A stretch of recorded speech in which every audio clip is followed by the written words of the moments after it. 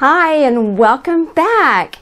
I'm Dr. Karen Leggett and we are talking today about progesterone, our vital, calming, balancing, and protective hormone. So, do you want to go from pooped to powerful? Because this is where you start.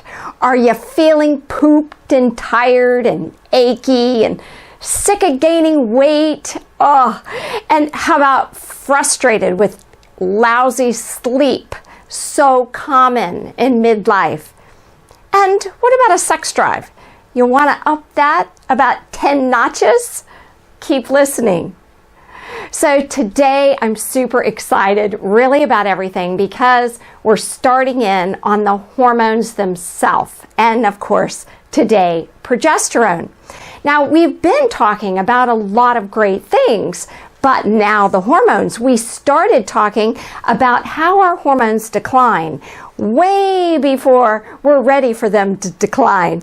So here you see 25 years old to 50 years old, that's when they're starting to decline. And by the time we're 50 and then to 75, we're just almost flatlined. And this is really important concept to understand because it used to be that in 1930, well, our life expectancy was not long after menopause. So we enjoyed all of our adult years. But after menopause, now that we are flatlined, it's much harder to have the energy and the vitality and the health that we once had before menopause. But we deserve it. We're not ready for our hormones to be flatlined because midlife can be an amazing time of life, midlife and beyond.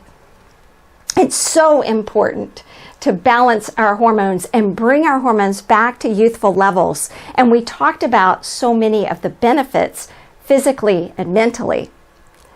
And then we talked about testing. We spent a whole week on testing, a lot of videos on that, and everything that you need to know is already provided for you. And now we're ready to move forward. And our first hormone, progesterone. And we're going to talk also about estrogen, DHEA, and testosterone. And then we're going to talk about how to actually use young hormones to restore your levels to youthful levels.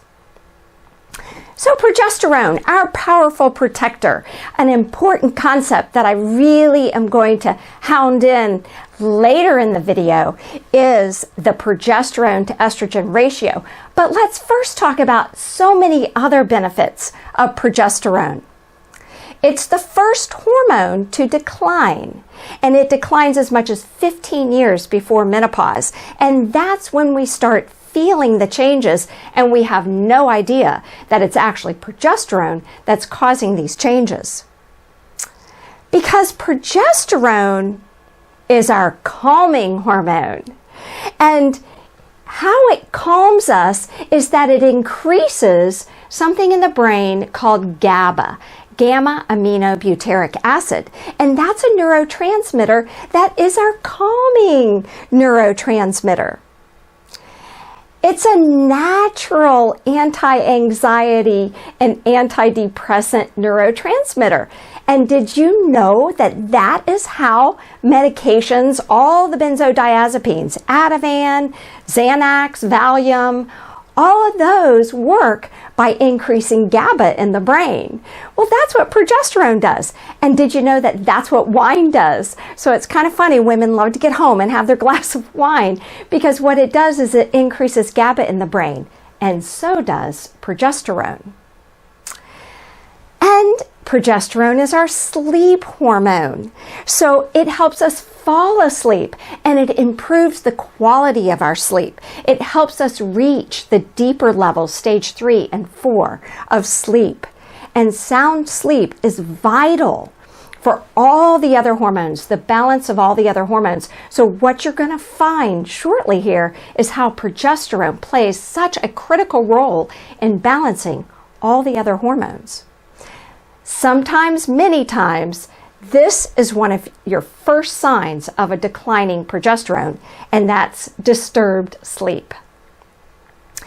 Now, progesterone naturally increases growth hormone. So growth hormone is the mommy hormone, and you know when mommy's happy, everybody's happy. It's highest when we're babies and in childhood. And if you recall, babies can pretty much fall asleep anywhere. If they're tired, they can fall asleep. And the growth hormone is secreted while we're sleeping. In fact, it's secreted every 90 minutes in little spurts, little spurts of growth hormone. Only when we're sleeping though, and also after exercise. But it starts declining at age 20. And that's the max we have is at age 20. And after that, it declines 12% every decade. So we really need to preserve our sleep so we can produce the growth hormone that is so important for many aspects of our body. Growth hormone builds muscle. Growth hormone increases thyroid function, so better metabolism. And it helps keep our immune system strong. It repairs cells while we sleep. So you know we heal when we're sleeping. Progesterone also increases thyroid hormone. When it's low, thyroid hormone goes down. So thyroid hormone increases our metabolism and our energy. Therefore, we have less fatigue. We have less hormone weight gain.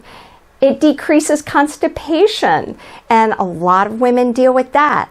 It also decreases pain and muscle cramps, which are very common with low thyroid. Progesterone stabilizes blood sugar. This is super important.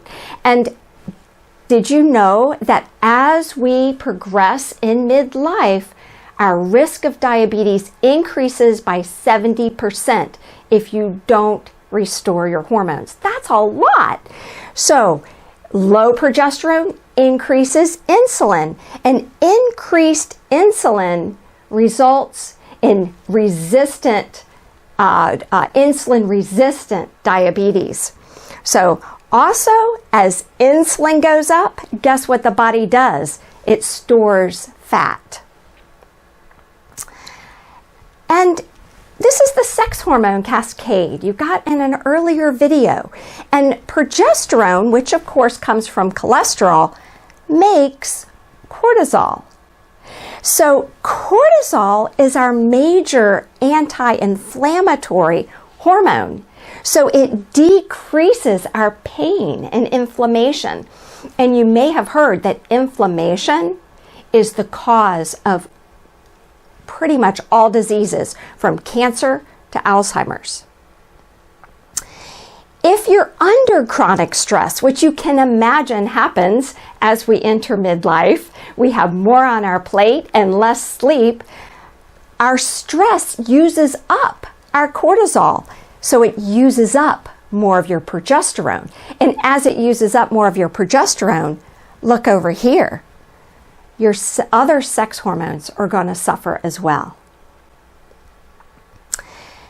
So progesterone also plays a big role in our PMS symptoms.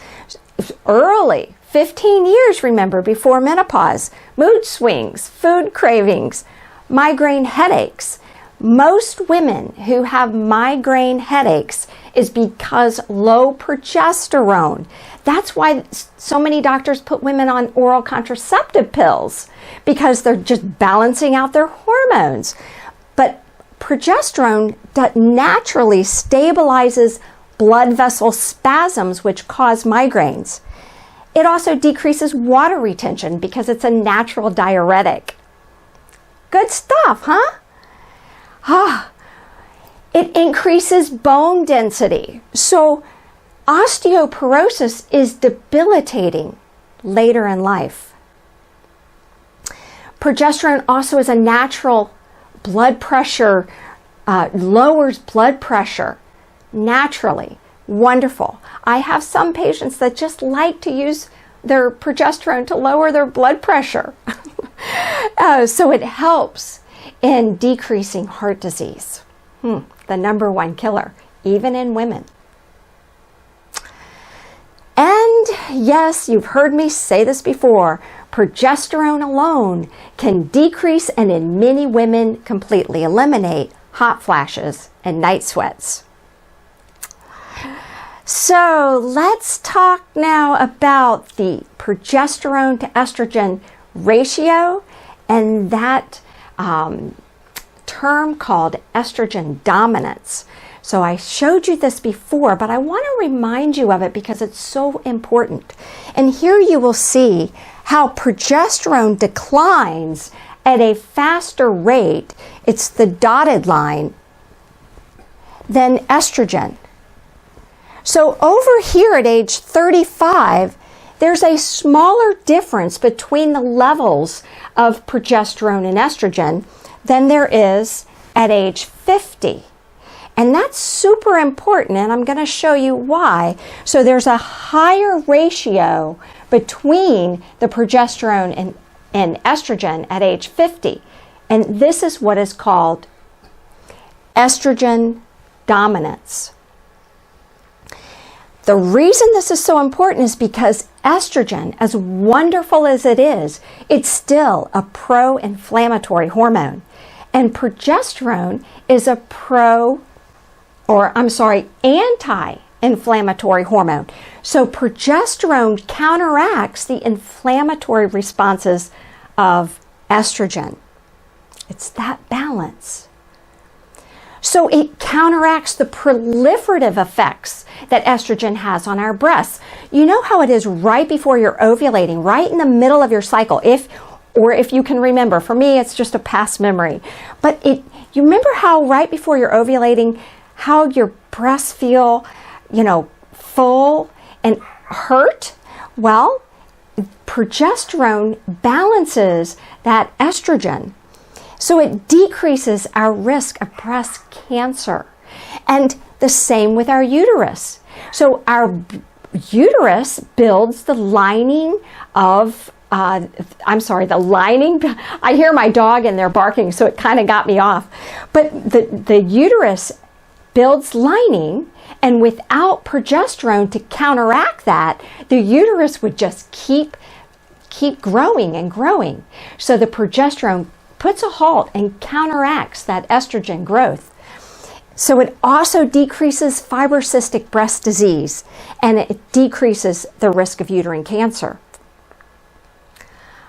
Now this one I wanted to show you because it's super important.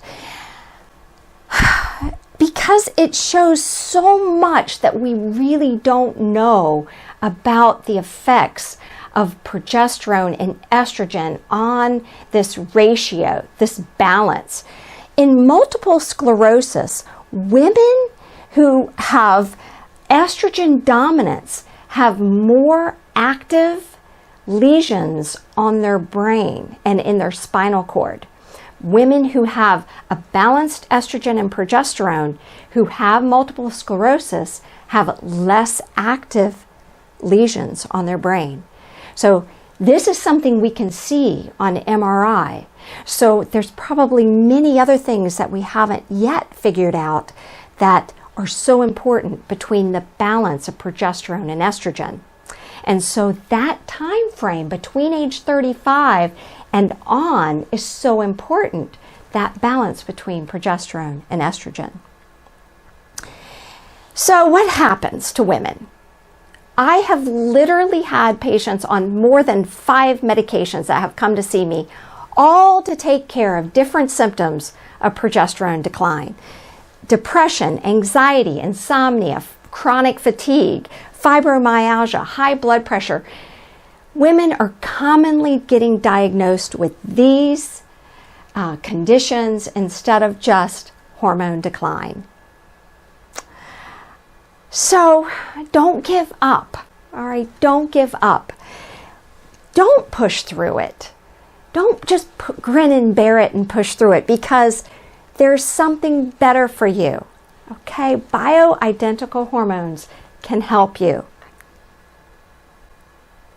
Because what happens is that many times our friendships and our jobs and the relationships that are most important to us are affected. Even our self-confidence and our self-respect can be hurt from our declining hormones. But I don't want this to happen to you, and I'm not gonna let it happen to you if you let me help you, because I look at this as a partnership. I help you help yourself. So let me help you get those hormones back in order.